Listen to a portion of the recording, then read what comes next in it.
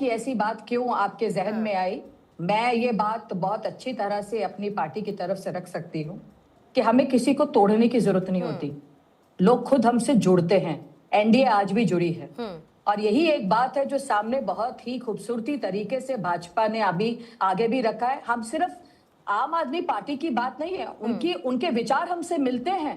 कोई भी पार्टी में किसी में भी जा सकता है। देखिए, आप किसी को, हमारे में से भी कई लोग निकल कर गए हैं, बट बात ये नहीं है। It is not about strategy, it is about कि आप माँ भारती को कौन आगे बढ़कर काम करना चाहता है, कौन ये कहता है कि मैं सेवा के रूप से आना चाहता हूं, कौन ये कहता है कि मैं तो पैसे कमाने आया हूं, मैं तो पैसे कमाऊंगा, मैं तो जनता के टैक्स पेयर का पैसा कमाऊंगा। देखिए, राजनीति आप तब तक ही कर सकते हैं जब तक कि अंतरात्मा आपको कह रही है। आपके घर के लोग भी हैं, आपके घर की भी बातें हैं। आप 10 लोगों से बात करते उठते हैं, शर्म आती होगी ना इन लोगों को। आम आदमी पार्टी के लोग दिल्ली के अंदर किस तरीके से इन्होंने धोखा किया है, किस तरीके से इन्होंने अपने लोगों को पीटा है, मारा है।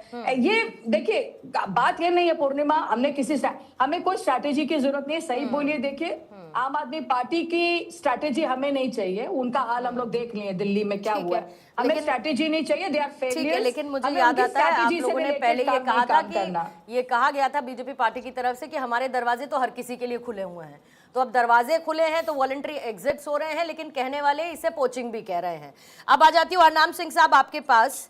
अब बीजेपी को इससे क्या फायदा मिलेगा, आम आदमी पार्टी का नुकसान क्या होगा, वो सब दो बातें हो सकती हैं।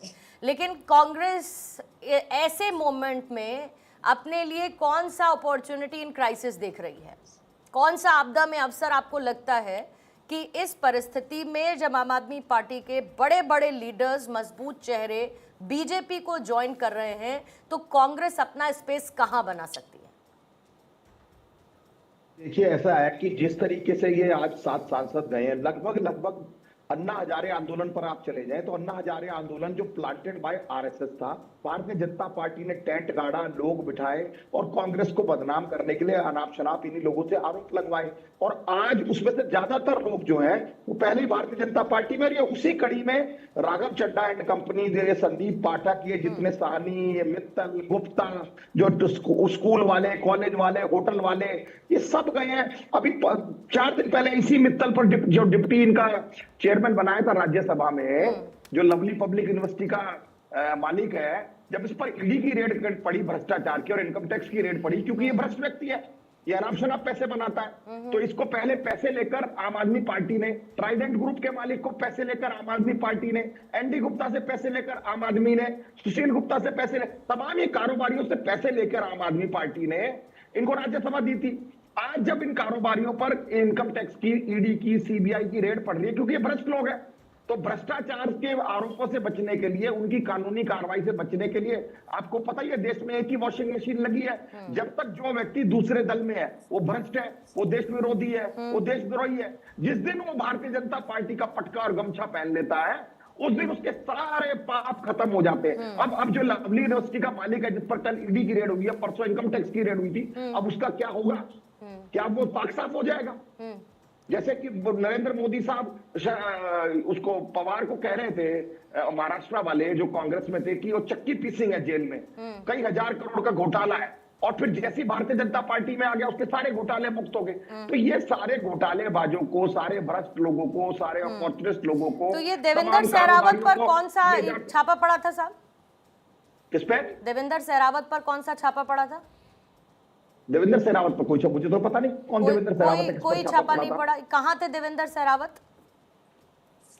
देवेंद्र सहरावत तो आम आदमी पार्टी में होंगे, किसी और पार्टी में आए होंगे। मैं तो उसके बाद क्या हो गया? अरे मैं आपको कह रहा हूं कि ये जो नहीं, मैं भी तो कुछ कह रही हूँ, बताइए। मैं भी तो कह रही हूँ, बताइए ना, इनके ऊपर कौन सा ईडी सीबीआई का छापा पड़ा था? फतेह जंग बाजवा पे कौन सा ईडी सीबीआई का छापा पड़ा था? और वॉशिंग मशीन में ही जाना था तो इधर जाते, आपके पास क्यों आए? अरे मैं वही तो कह रहा हूं कि ये हमारी विचारधारा के लोग ही नहीं है। ये तमाम लोग जो आम आदमी पार्टी जब बनी, फाउंड हुई, इसमें ज्यादातर लोग जो थे वो संघी विचारधारा के एंटी कांग्रेस लोग थे, जिन्होंने अन्ना हजारे के पीछे छुपकर वहां एक आंदोलन क्रिएट किया कांग्रेस को झूठा बदनाम करने के लिए, और आज उसका खामियाजा पूरा देश भुगत रहा है। उन्हीं सारे लोगों में किरण बेदी उसी आंदोलन में थी ना। कहां है आज? कहां से लड़ी थी? पता है ना आपको? गवर्नर बन गई थी। ये जनरल वीके सिंह उसी मंच पर थे ना। आज कहां पर है? तो तमाम जो लोग थे, जो संघी थे, जिन्होंने वहां पे एक प्रपंच रचा था, उसमें अरविंद केजरीवाल भी थे, उसमें मनीष सिसोदिया भी थे, उसमें कुमार विश्वास भी थे। ये तमाम लोग जो थे प्रेम कुमार सर, सजा ठीक है प्रेम कुमार सर, ऐसा लगता है दिल बड़ा जोर की टूटा है। आम आदमी पार्टी और कांग्रेस के बीच का रिश्ता और फिर टूटना दिल बड़ा जोर का झटका देकर गया है। वो लोग जो आम आदमी पार्टी छोड़कर कांग्रेस में शामिल हो गए, मुझे नहीं पता क्यों हरनाम सिंह साहब उस पर इतनी अच्छी तरीके से अपनी बात नहीं रख पा रहे, लेकिन जो लोग छोड़कर बीजेपी में चले गए उनके लिए उधर वॉशिंग मशीन हो गए, ये भ्रष्टाचारी हो गए।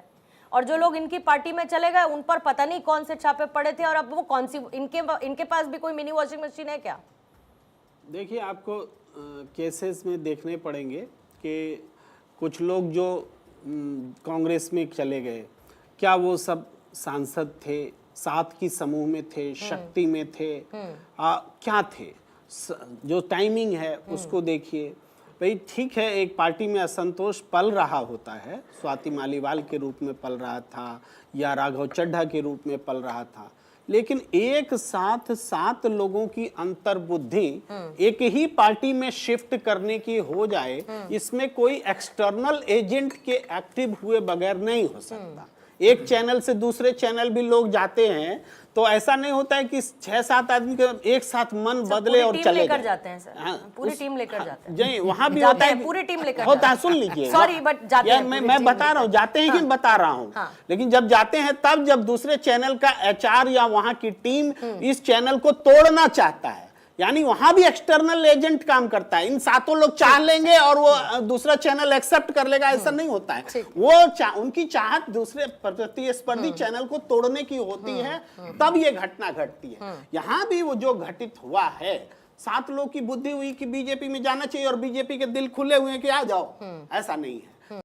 घटित हो रही थी, घटित होने के लिए अदर देन दीज जो कि गए हैं, जिसमें चूंकि जहां गए हैं बीजेपी, क्योंकि आम आदमी पार्टी में रहकर ही आप असंतुष्ट होते, आप एक खेमा बना लेते, एक राजनीतिक दल बना लेते, तब तो आपकी वैचारिक लड़ाई स्थापित होती। लेकिन ये वैचारिक समर्पण है कि जिस विचार से आप लड़ रहे थे उसके पास, माँ भारती की बात अनुजा जी ने भी कही, लेकिन माँ भारती की सेवा करते रहेंगे बोला है उन्होंने। ये नहीं बोला कि आज से शुरू करेंगे माँ भारती, इससे पहले तो हम कोई और भारती की सेवा कर रहे थे, ऐसा नहीं कहा संदीप आनंद। उन्होंने कहा करते रहेंगे, ये उन्होंने कमिटमेंट किया, पार्टी कोई भी हो। इसलिए इसमें फर्क है। ये नहीं कि बीजेपी में गए तभी माँ भारती की सेवा होगी और आम आदमी पार्टी में थे तो माँ भारती का कत्ल कर रहे थे। मतलब आप ये कहना चाह रहे हैं कि आम आदमी पार्टी में ही रहते तो अपनी लड़ाई वहीं लड़ते रहते तो उनकी बात कभी तो सुनी जाती? नहीं, हम कह रहे हैं कि जब वैचारिक लड़ाई होती है तो ऐसा थोड़ा होता है एक पार्टी से उठ के जाके दूसरी पार्टी में चले जाते हैं। आप वैचारिक लड़ाई आम आदमी पार्टी से बता रहे हैं, मुझे तानाशाही के खिलाफ लड़ रहे थे। आप नई बात इसीलिए बता रहे हैं मुझे। प्रेम कुमार जी, राजस्थान में क्या हुआ था? मतलब मैं वही कहना सारे के सारे विधायक चले गए कांग्रेस में। मतलब मैं वही कहना चाह रही थी कि फिर अगर पार्टी में रह के ही लगातार सर अपनी बातें रखनी है तो फिर तो कांग्रेसियों का तो बड़ा बुरा हाल आप देख ही रहे हैं सामने कि पार्टी में रह रहे फिर या तो छोड़कर जाएंगे और अंदर रहेंगे, तो कौन सुन रहा है बताइए। तमाम उदाहरणों को अगर मिक्स भी करेंगे, अगर बीएसपी में राजस्थान का उदाहरण हमारे साथी ने दिया, तो वो उदाहरण ऐसा नहीं था कि उससे सरकार बन रही थी कि गिर रही थी, ऐसा नहीं था। लेकिन चुनाव के ठीक पहले एक मैसेजिंग होती है, एक रणनीति होती है, उसका हिस्सा जरूर था। पंजाब में जरूर बिगड़ सकती है, लेकिन कौशिक साहब